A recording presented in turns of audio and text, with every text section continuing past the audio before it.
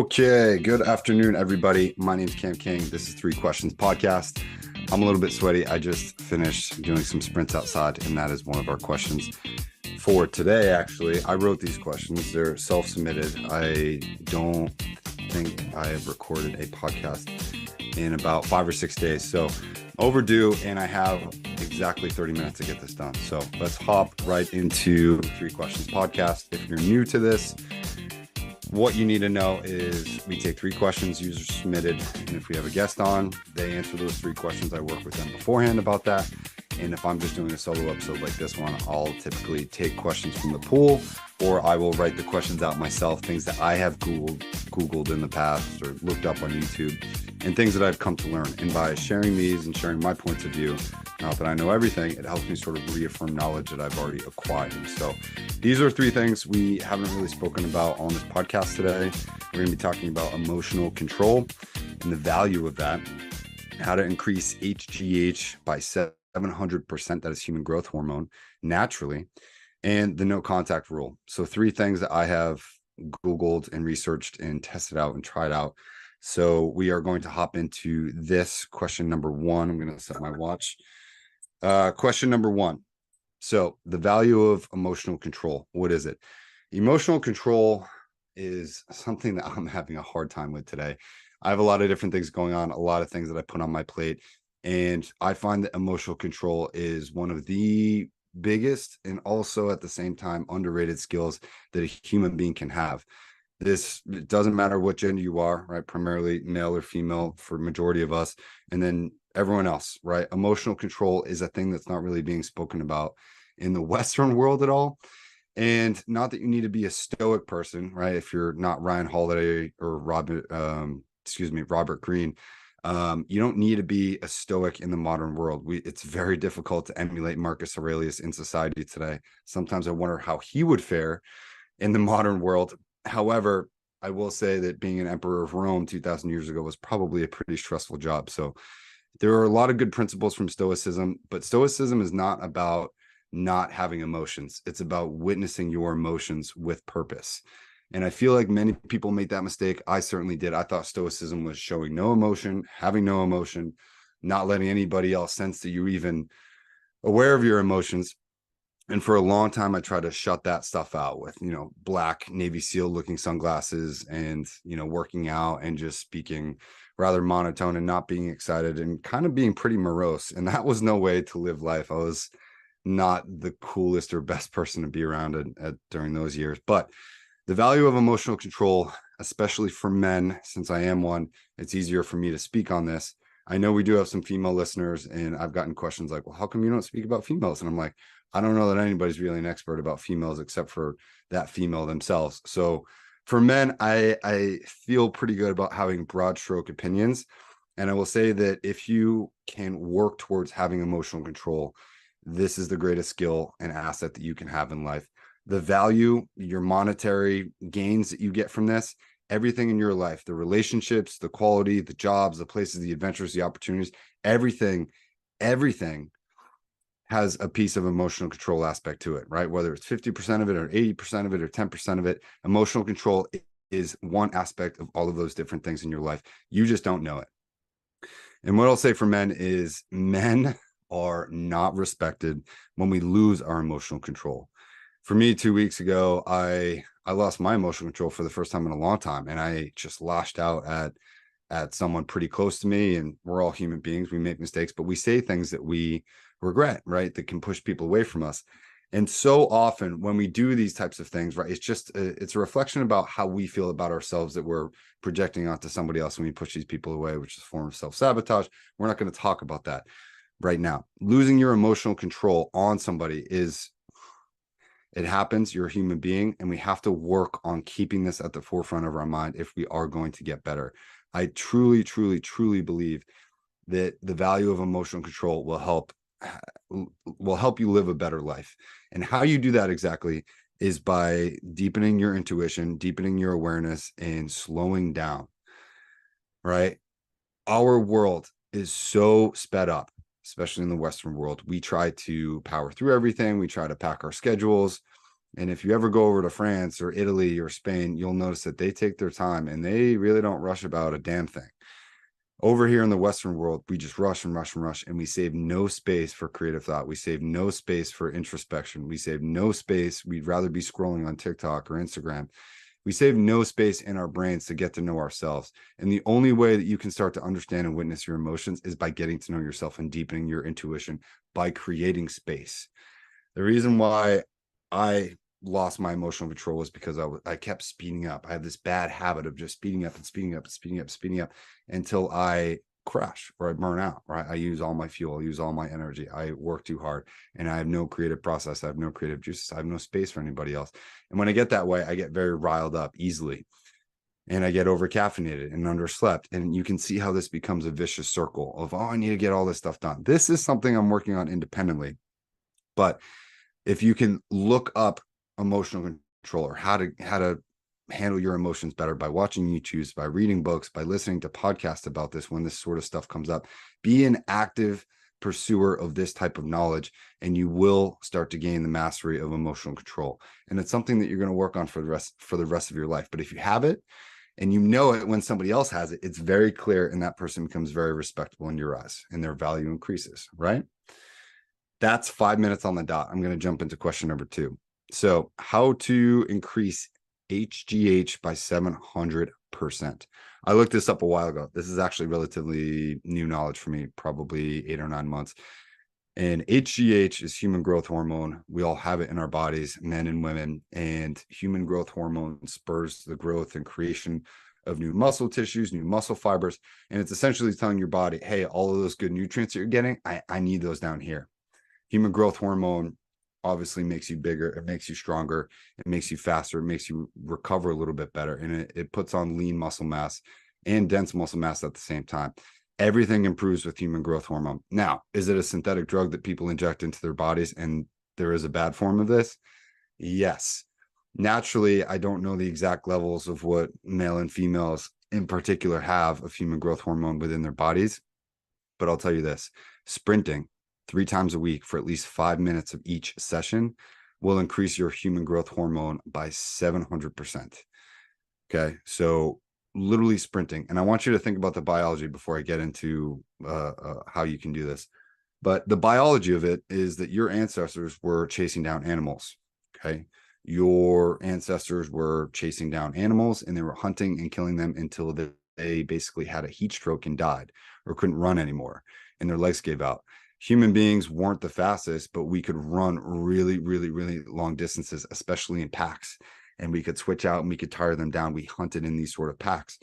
And we would tire these animals out because they didn't have access to water and they didn't have ample time to cool down. And when they would heat stroke or when they would stop, essentially to cool down, that's when we would kill them and harvest their meat. So moving that into today's world, when was the last time that you had to literally run and chase down your food? Never. Biology hasn't really caught up with the way modern society has advanced, especially in the past 100 to 200 years.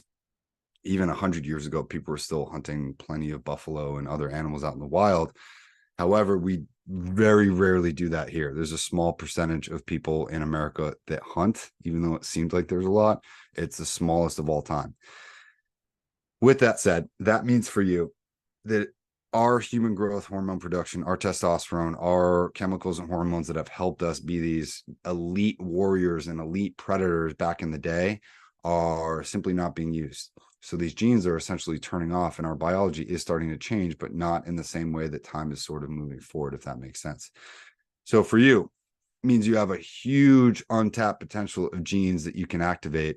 And I was watching, it was either a CrossFit coach or some sort of bodybuilder type sports knowledge guy, and he was talking about the study behind this. And you don't need to know all the science behind it. It took me about 15 minutes to distill the information. However, after 2 weeks, if you run 3 times a week, say Monday, Wednesday, Friday, or Monday, Wednesday, Saturday, and you do a minimum of 5 minutes of sprints each time, that means you're sprinting for a total of 5 minutes on Monday, 5 minutes on Wednesday, 5 minutes on Friday, total of 15 minutes per week. After 2 weeks, your human growth hormone is going to be 700% of what it was at the baseline before you started doing sprints.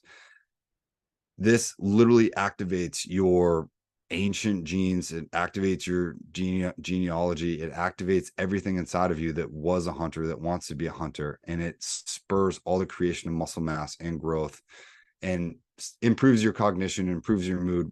We already know about endorphins and how that sort of makes you feel great. And they block out nociceptors, which are just pain receptors. It's fantastic knowledge. So sprinting will literally make you feel more like a beast, male or female. It will make you feel more natural, the way that you are designed to feel, the way that you are biologically wired to feel. And that means that you're not supposed to be a couch potato. So if you sit down at a desk all day and you do work, or you're not on your feet, or you are trying to find a way to be more active, at minimum do 15 minutes of sprints a week. You can do this at the gym. You can do it outside. How I do it, I do 10 sets of 30-second sprints. And boy, does it suck. But boy, do I sweat like I've never sweated before. It's 100 degrees outside, and I was just pouring sweat. And it was like I was at the gym for an hour and 15 minutes, and I just got done in, I don't know, 20. So I'll sprint down 30 seconds and then I'll walk back.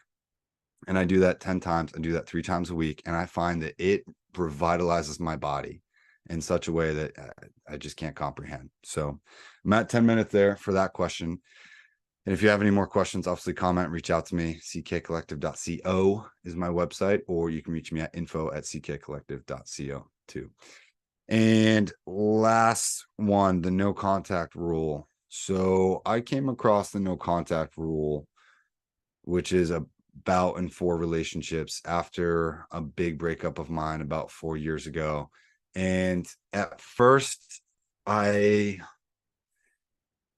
no contact rule is essentially where you have to convince yourself not to reach out to the person who you dumped or dumped you, whether you're going through a divorce, whether you're in a teenage relationship in your 20s, 30s, 40s, 50s, 60s, 70s. The no contact rule is designed for one of 2 things to happen, and that's totally dependent on what you want. And that is to either entice the other person to reach out to you, or it's designed for you to just get over them in the fastest way possible. And there's so many nuances of the no contact rule, but the no contact rule essentially states for the dumper or the dumpee to not reach out to that person. You can block them, you can remove them off social media, you can hide their stories, you can just disappear from the world and not check any of that stuff. But it's essentially, you are ghosting, you are gone, you just disappear off the radar, you don't really change anything. And the no contact rule is, like I said, designed for one of 2 things, either to try and get that person back, to entice them to reach out to you, or it'll just help you move on faster. And I personally believe that the no contact rule is the only rule that people need to understand about after relationships. However, after a relationship ends, the last thing that you need to do is try and go and date. I have worked with a number of my clients on this, and I have seen them try to get into rebound relationships or get on the apps. And I'm like, you haven't changed. You haven't learned anything, haven't done anything different. What makes you think there's going to be a different outcome with a different person? All you're going to do is mirror the same things that you did in the last relationship, because other people in relationships tend to act as a mirror for us, right? Where we get to learn. So I really think that you should take a solid, 1 to 3 months off, probably closer to 3 months, really for yourself. The first month, definitely ghost, right? Delete social media, feel your feelings, write, journal, meditate, try to go to the gym, try to eat healthy, stay away from drugs and alcohol. And then towards the end of that month, right, like start going out a little bit and start to like just create some new memories. Month number 2 should really be about creating new memories for yourself and going out and doing different things, building new routines, building new habits for you. And month number 3 is really about forging a new identity. And it's saying, okay, that person wasn't it for me. I learned a lot. Here are the mistakes that I made. And you kind of take ownership and you say, who's the person I want to be in the next 5 years? Who's the person I want to be in the next relationship? And then you take the steps to sort of act in that direction. And this is really why the no contact rule is so important, because if you can take those sorts of steps a couple months after a breakup relationship, I don't care how old you are, you're going in the right direction. Sure, you can go out on dates if like you meet somebody cool and you want to grab coffee with them, but it's really going to be super important for you to just understand that you don't need to do everything in that moment. And if your goal is to get your ex to reach out again, you shouldn't do all of the things that I just mentioned in hopes of trying to get them back. It's very easy to see that, oh, this person's just posturing because they're trying to get my attention, or they're trying to get me back. And if they do reach out, cool, like you can have that talk, but you've already sort of forged a new identity away from that person, or at least a direction that you want to go. And that's essentially what the no contact rule is. It's a pivot. And if you've ever played basketball, right, you know, you can pivot certain directions, especially when you're in the paint, and you're sort of going for the hoop, and that should be your goal. And I think it's very powerful. It's very difficult to do. There's no contact rule. You can do this with friends. You can do this with family members. You can sort of silence and cut out anybody from your life, not to hurt them, but in order for you to sort of set a boundary and say, hey, this relationship, the way we talk, you know, the way we exist together, it's not healthy for me. It's taking away from my life force. And I think that's a very powerful thing. So don't do the no contact rule if you're just trying to get someone back.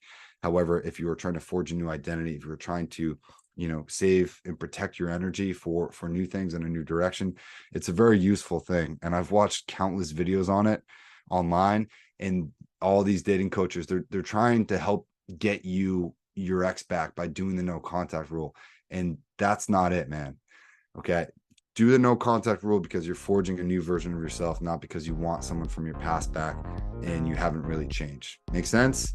I'm all out of time. That's 15 minutes.